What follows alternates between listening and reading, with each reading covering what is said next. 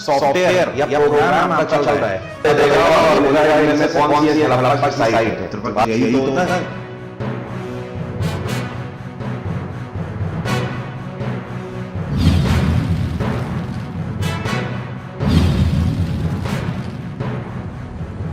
दोस्तों नमस्कार, उम्मीद करता हूं आप सभी अच्छे होंगे। डू यू नो सीरीज के 2.0 वर्जन में आपका एक बार फिर से भव्य स्वागत है। पहले एपिसोड को आप सभी का बहुत सारा प्यार मिला, उसके लिए तहे दिल से आभार। आज इस सीरीज का दूसरा एपिसोड है और बड़ा ही इंटरेस्टिंग सा एपिसोड एक बार फिर से आपके सामने लेकर आया हूं।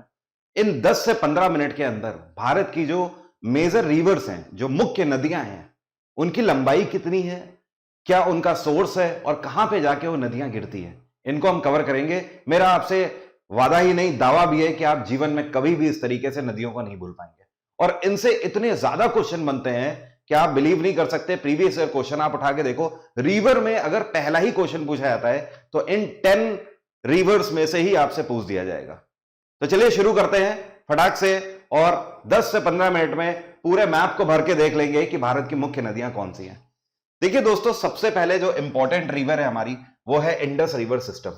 इंडस रिवर कहां से निकलती है तो आपको ध्यान देना है, ये भारत के बाहर, ये जो तिब्बत वाला रीजन है, हिमालयन माउंटेन रेंजेस है, और यहां पे एक ग्लेशियर है जिसको बोलते हैं बोखरचू।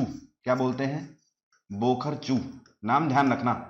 बोखरचू से इंडस नदी निकलती है, ऐसे भारत में एंटर करती है। इसके बाद आप देखो, भारत की सीमा रेखा से बाहर जा रही है, ये पाकिस्तान वाले रीजन में गई है, सिंध प्रांत से होते हुए जाकर ये कहां गिर गई है, ये अरब सागर में आकर गिर गई है, जिसको अरेबियन सी बोलते हैं। अब अगर लेंथ की बात करें तो इंडस, यहां पर लिख लेते हैं ताकि हम कंफ्यूज ना हो। इंडस की लेंथ कितनी है तो आपको ध्यान रखना है, इसकी लेंथ 3180 किलोमीटर है करीब। लेंथ में 2-4-10 किलोमीटर आगे पीछे हो जाएंगे, कभी भी क्वेश्चन में नंबर नहीं घटने वाले, क्योंकि आपको ऑप्शन ही ऐसे देगा जिसमें 200 से 300 किलोमीटर का अंतर होगा। तो आप 10, 15, इवन 50 किलोमीटर भी आगे पीछे कर लोगे ना तो कोई फर्क नहीं पड़ता। एक क्वेश्चन पूछा जाता है कि इंडस की सबसे बड़ी ट्रिब्यूटरी कौन सी है, तो आपका आंसर क्या होगा? लार्जेस्ट ट्रिब्यूटरी है चेनाब, लेकिन वो मुख्य नहीं है इसलिए उस पर नहीं जा रहे। अब दूसरी तरफ आ जाते हैं। यह है ब्रह्मपुत्र रिवर। ये कहां से निकलती है तो आपको ध्यान रखना है, यहीं पर तिब्बतियन हिमालयन माउंटेन रेंज में ही एक रीजन पड़ता है, आप बोल सकते हो एक ग्लेशियर है। इस ग्लेशियर को बोलते हैं चेमा युंगदुंग ग्लेशियर। क्या बोलते हैं? चेमा युंगदुंग ग्लेशियर।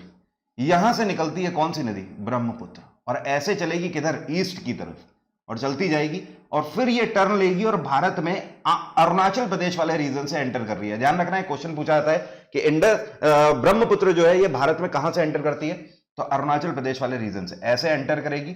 अब एक बात आपको पता है, यहां से इतना कर्व लेकर रिवर वापस क्यों इधर वेस्ट की तरफ आ रही है या साउथ वेस्ट की तरफ जा रही है? उसका रीजन ये है कि ये जो है ये सिलोन प्लेटू है, और सिलोन प्लेटू का स्लोप ही इधर की तरफ है। तो भाई स्लोप जिस तरफ होगा पानी उधर की ओर तो जाएगा। तो इस वजह से ब्रह्मपुत्र ऐसे होते हुए, अब देखो, बांग्लादेश में एंटर कर गई और नीचे आके गिर गई कहां पर?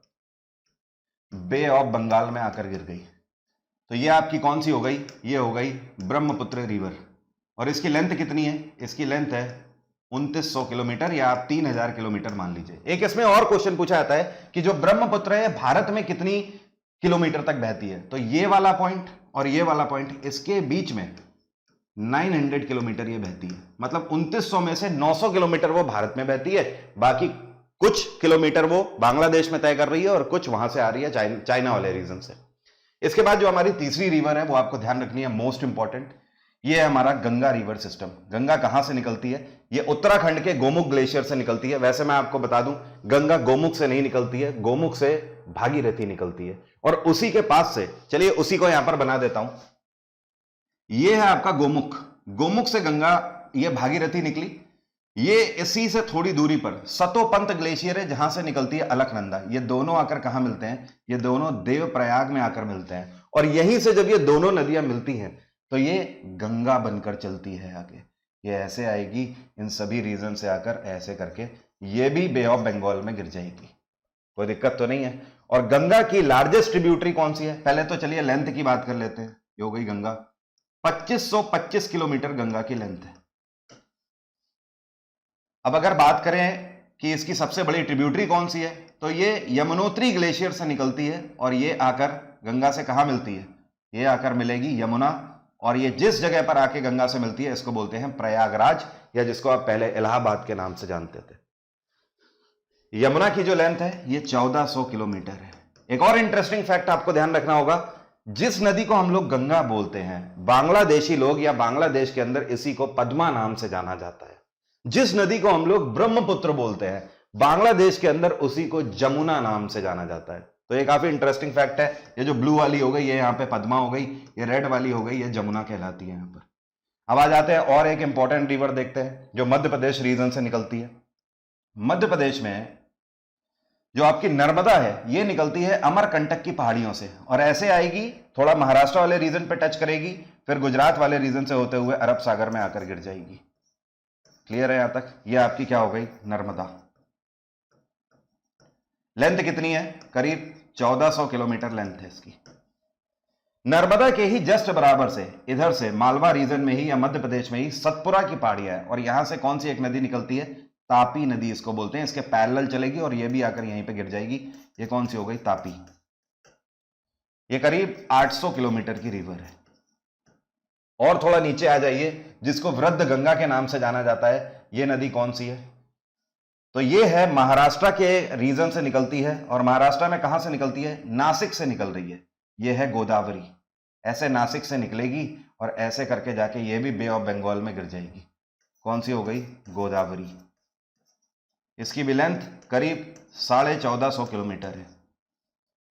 कहां से निकल रही है? मैं यहां पर लिख देता हूं, नासिक। नासिक में भी कहां से? तो नासिक में त्र्यंबकेश्वर से निकलती है। कहां से? त्र्यंबकेश्वर। थोड़ा और नीचे आ जाइए, गोदावरी के नीचे कौन सी नदी है? तो ये कृष्णा बहती है। ये भी महाराष्ट्र में सतारा रीजन से निकलती है, और सतारा के पास ही महाबलेश्वर पड़ता है, वहां से। तो यहां पर मैं लिख देता हूं, महाबलेश्वर से निकली और ऐसे करके कृष्णा जाती है, और ये भी बे ऑफ बंगाल में जाके गिर जाएगी। ये कौन सी हो गई? कृष्णा नदी हो गई। इसकी लेंथ कितनी है? इसकी लेंथ 1380 किलोमीटर के आसपास है इसकी लेंथ। और सबसे आखिर में जो आपकी मुख्य नदी आती है, सबसे दक्षिण में जो सबसे इंपॉर्टेंट रिवर पड़ती है, ये आपकी कर्नाटक वाले रीजन से निकलती है। और कर्नाटक में एक जगह है जिसको बोलते हैं ताल कावेरी। क्या बोलते हैं? ताल कावेरी से निकलती है कौन सी नदी? कावेरी नदी। और ऐसे तमिलनाडु रीजन में एंटर करेगी और जाकर गिर जाएगी बे ऑफ बंगाल में। तो ये हो गई आपकी कावेरी।